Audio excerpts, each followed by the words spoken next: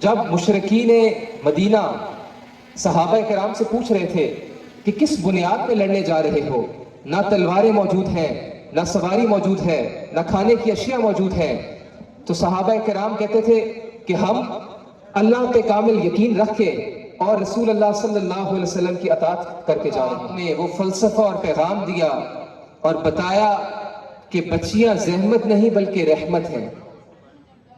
آپ نے وہ پیغام دیا کہ آج پوری دنیا میں 1 ارب سے بھی زیادہ لوگ مسلمان ہیں۔ اس کی سب سے بڑی وجہ رسول اللہ صلی اللہ علیہ وسلم کا کردار اور اخلاق تھا۔ رمضان شریف ہمارے لیے رحمتیں لے کر آیا ہے، برکتیں لے کر آیا ہے۔ اگر ہم رمضان میں صحیح معنوں میں روزہ رکھیں، اس نے رمضان شریف کا بابرکت مہینہ پایا اور اپنے گناہوں کی بخشش نہ کرا سکا اور مر گیا تو ایسا شخص دوزخ میں گیا۔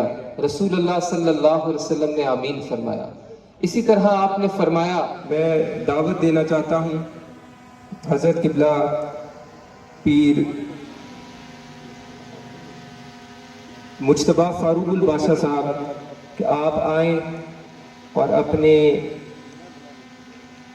بیان سے ہمارے قلوب و اذہان کو منور فرمائیں۔ قبلہ پیر مجتبیٰ فاروق الباشا۔ نعرہ تکبیر، نعرہ رسالت، نعرہ حیدری، آستانہ عالیہ بورڈ شریف۔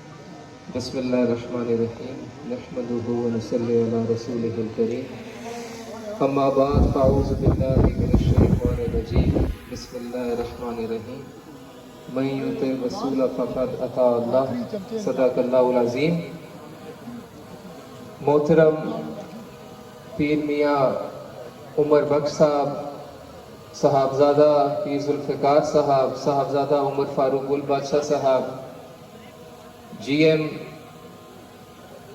محترم محمد راشد صاحب اور آپ کی رورل انکلیو کی پوری ٹیم، میں ان کو مبارکباد پیش کرتا ہوں کہ آپ نے آج 17 رمضان المبارک جو کہ یوم بدر بھی ہے اور یہاں آپ نے اس خوبصورت محفل کا اہتمام فرمایا۔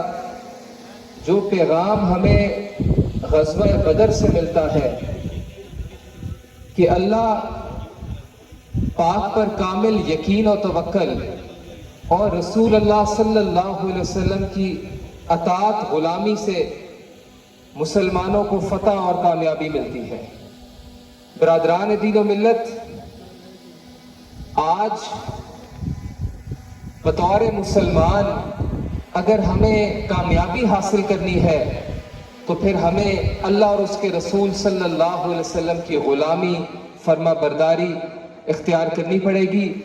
جب مشرکین مدینہ صحابہ کرام سے پوچھ رہے تھے کہ کس بنیاد پہ لڑنے جا رہے ہو، نہ تلواریں موجود ہیں، نہ سواری موجود ہے، نہ کھانے کی اشیاء موجود ہیں، تو صحابہ کرام کہتے تھے کہ ہم اللہ پہ کامل یقین رکھ کے اور رسول اللہ صلی اللہ علیہ وسلم کی اطاعت کر کے جا رہے ہیں۔ تو برادران دین و ملت، آج بھی ہمیں اسی فلسفے کی ضرورت ہے۔ رسول اللہ صلی اللہ علیہ وسلم کی سیرت کو اگر آپ پڑھیں تو آپ تمام جہانوں کی تمام مخلوقات کے لیے باعث رحمت ہیں، جس میں چرند پرند، انسان، حیوانات، درخت، پھول، پودے، اور آپ نے پہلی وہ ریاست قائم کی، ریاست مدینہ، جس میں تمام رہنے والوں کو ہر قسم کی مکمل تحفظ تھا، ان کی جان کا، ان کی مال کا، ان کی عزت کا، ان کی آبرو کا۔ اور آپ نے رسول اللہ صلی اللہ علیہ وسلم نے اس دور جہالت میں جب خواتین کو زندہ درگور کر دیا جاتا تھا، اس دور میں آپ نے سب سے پہلے ویمن پروٹیکشن کا اور خواتین کی عزت اور احترام کا آپ نے وہ فلسفہ اور پیغام دیا اور بتایا کہ بچیاں زحمت نہیں بلکہ رحمت ہیں۔ آپ نے وہ پیغام دیا کہ آج پوری دنیا میں 1 ارب سے بھی زیادہ لوگ مسلمان ہیں۔ اس کی سب سے بڑی وجہ رسول اللہ صلی اللہ علیہ وسلم کا کردار اور اخلاق تھا۔ جب ابو سفیان بادشاہ روم کے دربار میں جاتا ہے تو بادشاہ روم پوچھتے ہیں کہ محمد صلی اللہ علیہ وسلم کے بارے میں بتاؤ۔ اس وقت وہ بدترین دشمن ہوتے ہیں، لیکن وہ بھی یہ کہنے پہ مجبور ہو جاتے ہیں کہ آپ صادق اور امین ہیں، آپ وہ ہیں کہ ہر بندہ آپ کے پاس اپنی امانت رکھواتا ہے اور آپ امانت میں خیانت نہیں کرتے، آپ ہمیشہ سچ بولتے ہیں۔ تو برادران دین و ملت، بات وہ ہوتی ہے جو غیر بھی آپ کو مانے۔ رسول اللہ صلی اللہ علیہ وسلم کی شخصیت وہ تھی کہ غیر بھی آپ کو صادق کہتے تھے، آپ کو امین کہتے تھے۔ رمضان شریف ہمارے لیے رحمتیں لے کر آیا ہے، برکتیں لے کر آیا ہے۔ اگر ہم رمضان میں صحیح معنوں میں روزہ رکھیں تو حدیث شریف میں آتا ہے جو شخص بحالت ایمان ثواب کی نیت سے روزے رکھے گا، اللہ پاک اس کے سابقہ تمام گناہوں کو بخش دے گا۔ اور حدیث شریف میں آتا ہے کہ ہر چیز کی زکوٰۃ ہے، جسم کی زکوٰۃ روزہ ہے، اور روزہ آدھا صبر ہے۔ یعنی جس طرح ہم اپنے مال کی زکوٰۃ دیتے ہیں، اس طرح ہمارے جسم کی بھی زکوٰۃ ہے، اور وہ روزہ ہے۔ جب آپ روزہ رکھ کے صبر کرتے ہیں، احکامات الہی اور احکامات مصطفیٰ صلی اللہ علیہ وسلم کو مانتے ہیں، تو پھر دراصل اللہ پاک کے وہ رحمت کے دروازے کھل جاتے ہیں۔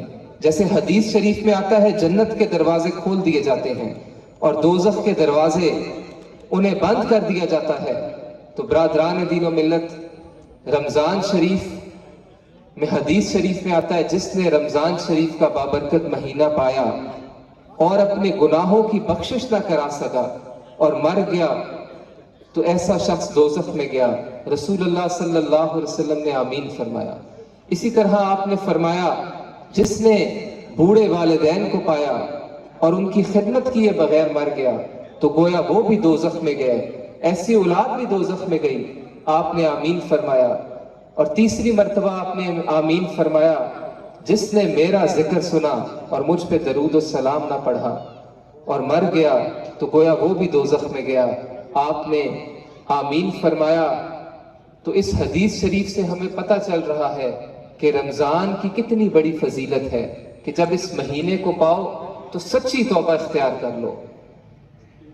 اسی طرح سے ہمیں حدیث شریف سے والدین کی خدمت کا پتہ چلتا ہے۔ رسول اللہ صلی اللہ علیہ وسلم پہ درود شریف پڑھنے کی فضیلت کا پتہ چلتا ہے۔ المختصر اپنی بات کو ختم کرتے ہوئے میں محترم professor Waseem Sahib, director principal Punjab college, professor Rizwan Sahib, director superior college Adiala road, محترم محمد بشیر صاحب، صدر پریس کلب اڈیالہ روڈ، شیخ ناصر صاحب، اس کے ساتھ ساتھ جتنے بھی مہمان آج کی نیک پاکیزہ بابرکت محفل میں آئے، بالخصوص خلیفہ عالم صاحب نے جو کوشش کی، خلیفہ پرویز صاحب نے، خلیفہ تنویر صاحب نے، نعیم صاحب نے، راجہ وقاص صاحب چکری روڈ سے تشریف لائے، اور دربار عالیہ موڑا شریف سے وابستہ جتنے بھی علماء کرام تشریف لائے، قاری محمد اورنگزیب صاحب، قاری محمد شفیع صاحب، قاری محمد ارشد صاحب، قاری محمد خالد صاحب، میں سب کو خوش آمدید بھی کہتا ہوں اور آپ سب کا شکر گزار ہوں جو اس نیک پاکیزہ بابرکت محفل میں تمام موڑا شریف کے وابستگان نے شرکت فرمائی۔ وآخر دعوانا ان الحمدللہ رب العالمین۔